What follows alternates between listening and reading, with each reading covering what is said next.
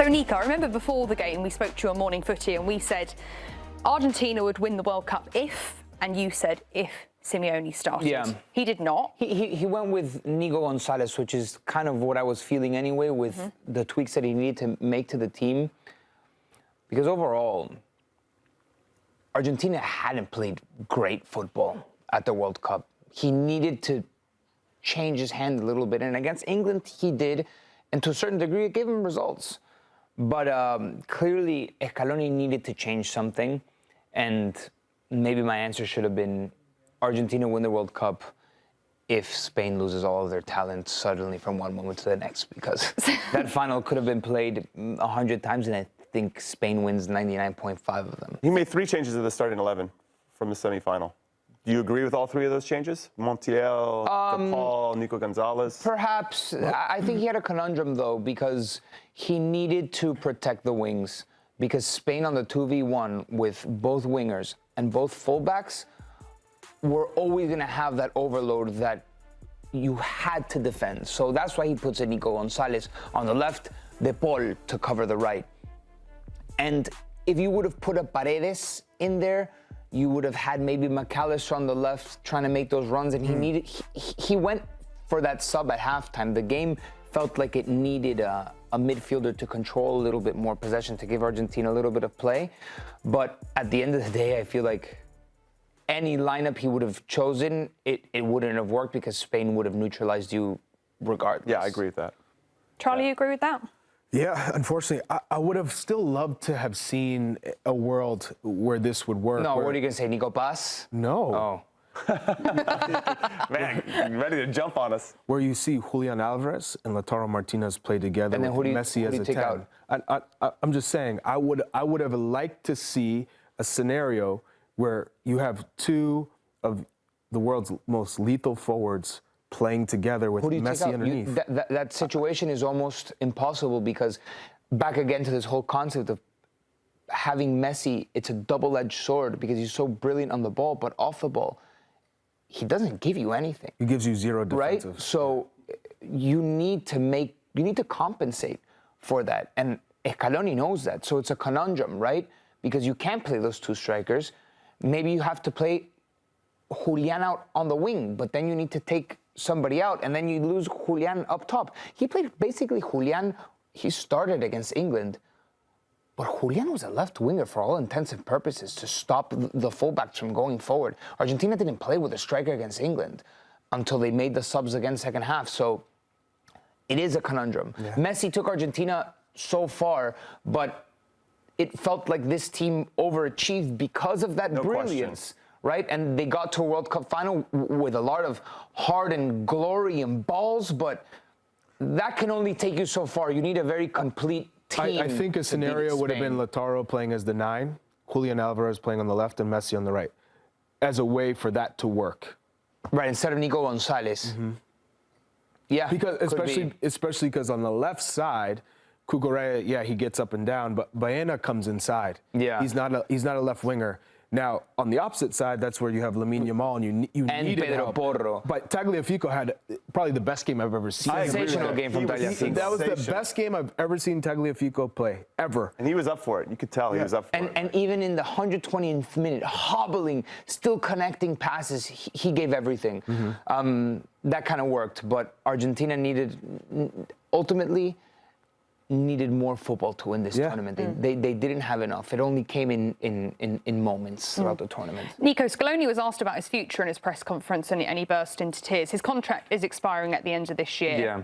He's been there for 8 years. Do you want to see him continue with Argentina? 8 years, that's crazy. I would love to see Scaloni continue with Argentina, without a doubt. I wonder if he wants to continue. By the way, I think there were a couple of very reprehensible actions in the match, post-match yesterday, that I don't think are a good representation of this national team. Nasty, poor examples to the world to give, especially after you lose. And from Paredes, from Otamendi, honestly, he got Enzo something to the Fernandez. game, and he was already kind of in that mentality. And even Paredes, Enzo Fernandez getting yellow card for dissent, and then the tackle, and then this from Paredes. This is awful. This is nasty. As an Argentine American, I don't want this to be the image of this national team towards the world, and it ends up happening, and Otamendi as well. If there is a gentleman, if there is an example, it's Messi, but also Lionel Scaloni. Lionel Scaloni has respected everyone from the beginning to the end. What about at the end of the game where Argentina weren't facing Spain? They're all facing. I don't think they meant to do that on purpose, but without a doubt, they should have acknowledged the champions. Like, I can go down a laundry list of all the things that Argentina did wrong, and I think they should be condemned for not showing good sportsmanship. I think Argentina, for as much as they won, and Argentina hadn't won in a very long time, they also need to learn how to lose again, right? And at the end of the day, that's sports, and you need to be graceful in defeat, and it gives me a little bit of a bitter feeling. Back to Scaloni, he brought Argentina down to the level of humility that they needed to rebuild again with Messi, with this team. Give them that hunger for glory playing football.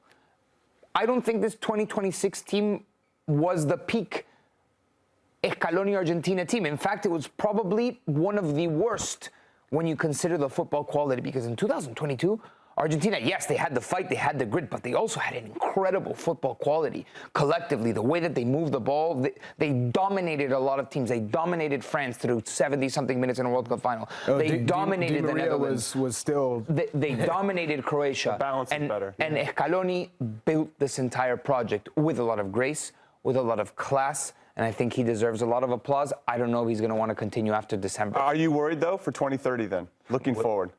Because when Messi goes away, and if Scaloni goes away, are you kidding me? In 2030, I don't know what this Argentina team is going to be, and I think that's natural. Messi leaves a void everywhere that he goes. A World Cup, a manager that is so synonymous with a project, when he leaves, it leaves a void. So if Scaloni does leave in December, when Messi does leave, Argentina is going to have to kind of take a step back like they did in 2018. To rebuild again from a different perspective, because there is a younger generation with the Nico Passes, with the Giuliano Simeones, with the Valentin Barcos, and a lot of these guys that won't be able to make it at 2030. If they're slow already compared to 2022, imagine what they're going to be in 2030.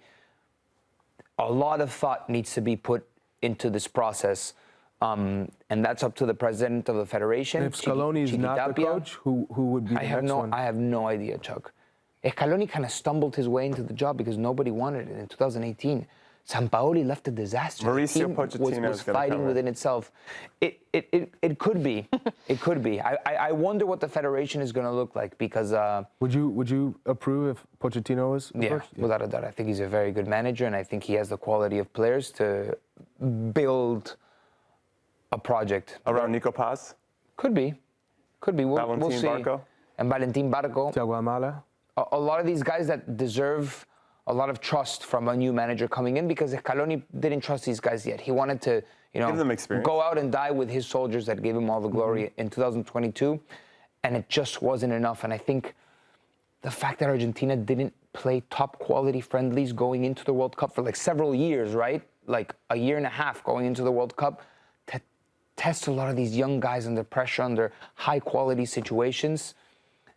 It ended up biting Argentina in the butt towards the end, because they overachieved, and Scaloni played with his guys towards the end. Yeah.